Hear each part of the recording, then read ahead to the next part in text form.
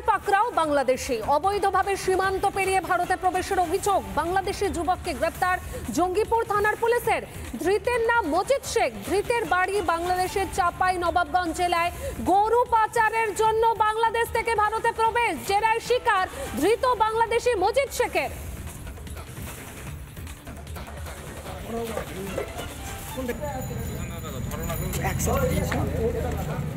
কোথায় বাড়ি?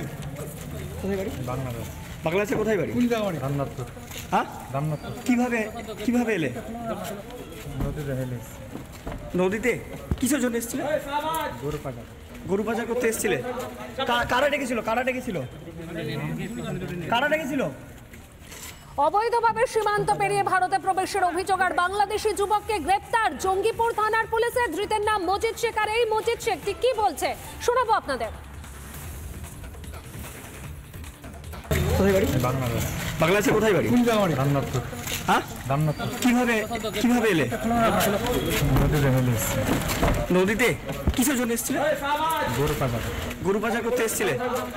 কারা ডেকেছিল? জানি না নাম্বার। কোথায় এসেছিলে? গরু পাচারের জন্য বাংলাদেশ থেকে ভারতে প্রবেশ জেরায় শিকার ধৃত বাংলাদেশি মজিদ শেখের। অর্থাৎ গরু পাচারের জন্য বাংলাদেশ থেকে ভারতে প্রবেশ। বিভিন্ন প্রান্তে যেদিকেই দেখানো যাচ্ছে যে বাংলাদেশ থেকে অনুপ্রবেশ ঘটছে। আর এবার জঙ্গিপুর থানার পুলিশের হাতে গ্রেপ্তার বাংলাদেশি যুবক। ধৃতের নাম মজিদ শেখ। ধৃতের বাড়ি বাংলাদেশের চাপাই নবাবগঞ্জ জেলায়। সেই চাপাই নবাবগঞ্জ থেকে গরু পাচারের উদ্দেশ্যে ভারতে প্রবেশ। ফের রাজ্যে পাকরাও বাংলাদেশি। অর্থাৎ বুঝতেই পারছেন যে আমরা প্রত্যেক দিন যে খবর আপনাদের সামনে তুলে ধরি, জেলার বিভিন্ন প্রান্ত থেকে প্রত্যেক দিনই অনুপ্রবেশের ঘটনা। বাংলাদেশ থেকে লাগাতার অনুপ্রবেশ এবং তারপর দেখা যায় বিভিন্ন নথি দিয়ে, ভুয়ো নথি দিয়ে বিভিন্ন শংসাপত্র বানিয়ে ফেলছেন এই অনুপ্রবেশকারীরা। তারপরে ভারতীয়দের বিভিন্ন আত্মীয় সাজিয়ে ভোটার কার্ড, আধার কার্ড, বিভিন্ন নথি বানিয়ে ফেলছেন এই বাংলাদেশিরা। সেই রকমই একজনকে গ্রেপ্তার করা হয়েছে। সীমান্ত পেরিয়ে ভারতে প্রবেশের অভিযোগ, বাংলাদেশি যুবককে গ্রেপ্তার জঙ্গিপুর থানার পুলিশের। ধৃতের নাম মজিদ শেখ। আর এই মজিদ শেখ জেরায় বিস্ফোরক তথ্য স্বীকার করছেন গরু পাচারের জন্য, গরু পাচারের উদ্দেশ্যে বাংলাদেশ থেকে ভারতে প্রবেশ। ধৃতের বাড়ি বাংলাদেশের চাপাই নবাবগঞ্জ জেলায়। ফের রাজ্যে পাকরাও বাংলাদেশি।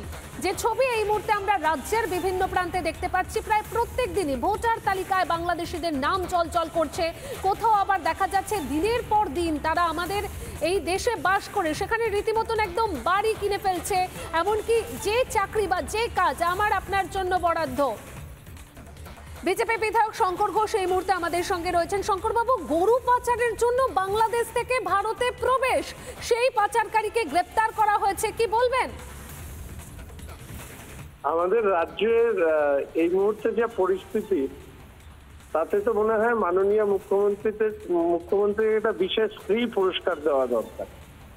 ঘটনাচক্রে যে রাজ্য অনুপ্রবেশকারী, রোহিঙ্গা, জাল পরিচয়পত্র ইত্যাদি বিভিন্ন ধরনের যেটা দেশের অভ্যন্তরে ঘটা উচিত নয় সেগুলোই ঘটছে।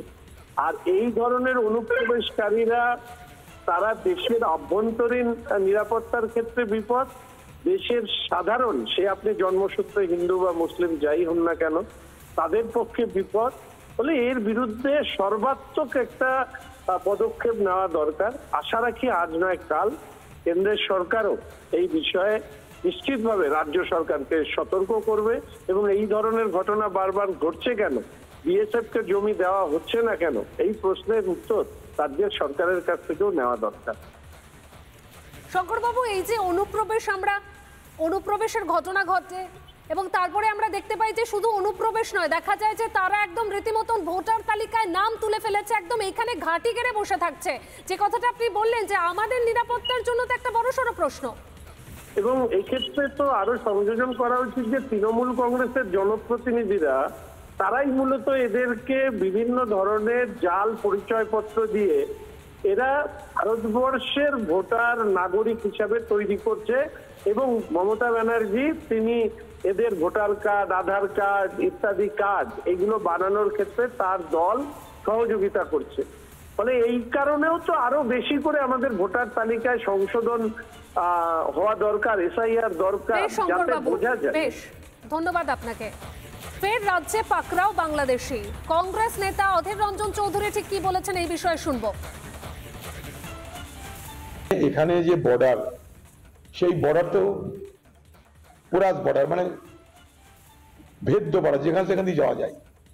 আমি পার্লামেন্টে নিজে বলেছিলাম আমার বক্তব্যে যে পশ্চিমবঙ্গের বর্ডারের এমন অবস্থা যে সকালে ভারতবর্ষে নাস্তা করা যাবে, দুপুরে বাংলাদেশে ভাত খাওয়া যাবে, আবার রাত্রে ফিরে এসে নৈশ ভোজন করা যাবে ভারতবর্ষে। এখানকার পুলিশ মদত করে বলেই চোরা কারবার হয়, বিএসএফ এর মধ্যে একটা অংশ সেই চোরা কারবারে সাহায্য করে বলেই চোরা কারবার হয়, আর এখানকার অভাব সেই চোরা কারবার করতে বাধ্য করে। আর এই মুহূর্তে যে গুরুত্ব নানা ধরনের কন্টেন্ট দেখার জন্য লাইক করুন, শেয়ার করুন আমাদের ফেসবুক পেজ, সাবস্ক্রাইব করুন আমাদের ইউটিউব চ্যানেল। পাশাপাশি অন্যান্য ব্রেকিং নিউজের জন্য অবশ্যই চোখ রাখুন রিপাবলিক বাংলায়।